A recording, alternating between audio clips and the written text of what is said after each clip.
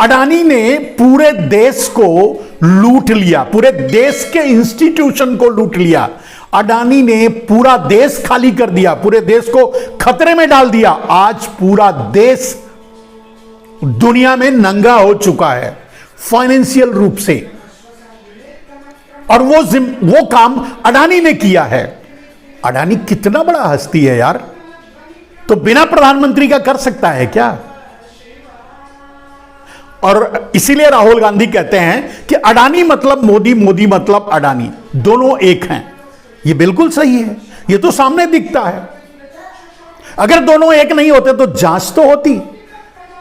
संसद में जितने दिन संसद चली, चिल्ला चिल्ला करके मर गए विपक्ष के लोग, और दूसरे लोग कांग्रेसी। नरेंद्र मोदी ने कहा जांच ही नहीं होने देंगे। भाई क्यों नहीं होने दोगे? भले वो व्यापारी है, उससे हमारा क्या मतलब है, उससे संसद का क्या मतलब है? अच्छा तो ठीक है, अगर व्यापारी है, संसद का कोई मतलब नहीं है, तो जांच होने दो। संसदीय जेपीसी बनाकर जांच होने दो। नहीं, ये वो संसदीय मसला नहीं है, सुप्रीम कोर्ट के अंडर में जांच होने दो। जांच ही नहीं होने देंगे। भाई जांच कैसे होने देंगे जब वो काम ही नरेंद्र मोदी ने किया है? तो जांच कैसे होने देंगे? और अपने हर पाप को एक नए इवेंट से छुपाने की कोशिश करते हैं नरेंद्र मोदी। जैसे वो सोचते हैं कि कल मैंने जो जितना भ्रष्टाचार किया, पाप किया, जितनी गंदगी फैलाई, जितनी बदबू फैली हुई है, वो आज जो मैं इवेंट करूंगा इससे खत्म हो जाएगा, दब जाएगा। उदाहरण के लिए आपने देखा नरेंद्र मोदी स्टेडियम में, ये मजाक चल रहा है, वो मैं भी कह दे रहा हूं कि नरेंद्र मोदी स्टेडियम में नरेंद्र मोदी की तस्वीर नरेंद्र मोदी के भतीजे ने नरेंद्र मोदी को भेंट किया। है ना मजाक की बात? मैंने कहा ना कि ये बीच में भाई लगाते हैं ना, सभी ऐसे नहीं हैं, लेकिन जितने लुटेरे हैं वो सब के सब बीच के भाई हैं। भारत में अब एक तरह से जैसे एक एनालिसिस अगर आपके सामने रखा जाए तो 3 लाइन में मैं इसको अगर कहना चाहूं मेरे दोस्त, भारत में बैंकों से लोन लेने वाले 80% से ज्यादा बीच के भाई हैं, यानी नरेंद्र मोदी के भाई भतीजे, बीच के भाई, जो बीच में भाई लगाते हैं। मोदी भाई अडानी, मेहुल भाई चौकसी वगैरह वगैरह। तो 80% से ज्यादा बैंकों से लोन लेने वाले बीच के भाई हैं। 80% से ज्यादा भारत छोड़कर भागने वाले, पैसा लेकर फ्रॉड करके भागने वाले बीच के भाई हैं। 80% से ज्यादा आज भले ही वो भारत में रह रहे हों, लेकिन एनपीए 80% से ज्यादा एनपीए बीच के भाइयों पर है। 80% से ज्यादा आप कॉमर्स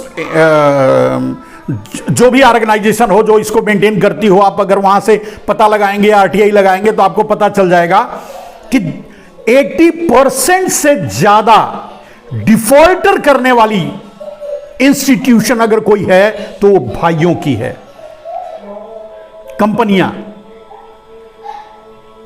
यानी, और आपको पता ही है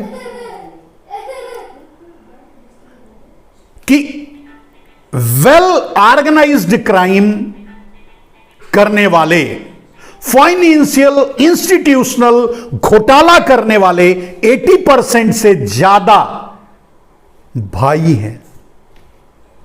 पूरे देश को लूट रहे हैं भाई, और माफिया तलाशे जा रहे हैं कहीं उत्तर प्रदेश और बिहार में। है ना मजाक? इस तरह के मजाक होते रहेंगे। चोर कोई और है, माफिया कोई और है, डाकू कोई और है, और आपको उंगली दिखाई जा रही है कहीं और, वो देखिए वहां है। आप जानते हैं,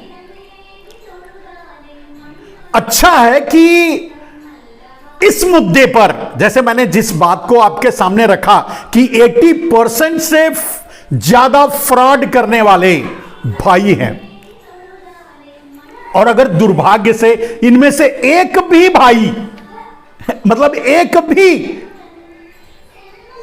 कोई मुसलमान होता, तो यह मुद्दा भी, लूट, बैंकिंग फ्रॉड और बैंकिंग लूट का मुद्दा भी हिंदू मुसलमान में तब्दील कर दिया गया होता। बाकी सारी देश में जितने भी अपराध होते हैं सबको हिंदू मुसलमान की निगाह से देखा जाता है। और अगर ये अपराध के